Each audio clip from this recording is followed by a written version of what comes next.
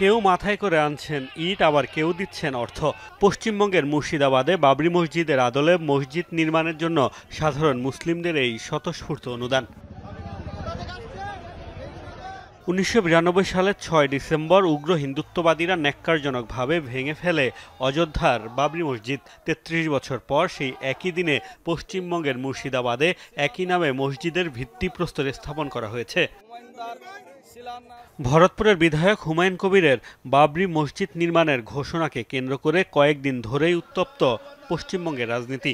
এমনকি নিজ দল তৃণমূল কংগ্রেস থেকেও বহিষ্কৃত হয়েছেন তিনি। তবে অনড় হুমায়ুন সব উপেক্ষা করেই বাবরি মসজিদের ভিত্তিপ্রস্তর স্থাপন করেছেন। সেই বাধার কথা পরে জানতে পারবেন, দিনের পর দিন যখন এই কাজ শুরু চলবে।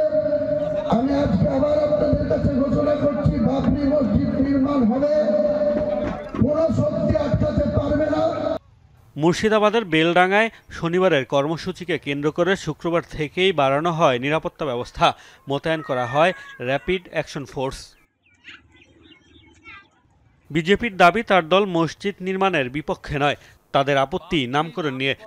যারা ইসলাম মানেন তারা মসজিদ বানাবেন, হিন্দুরা মন্দির বানাবে, খ্রিস্ট ধর্ম যারা মানেন তারা গির্জা চার্চ বানাবেন, শিখ যারা তারা গুরুদ্বারা বানাবেন, এতে আপত্তি নেই, কিন্তু নামকরণে আপত্তি আছে।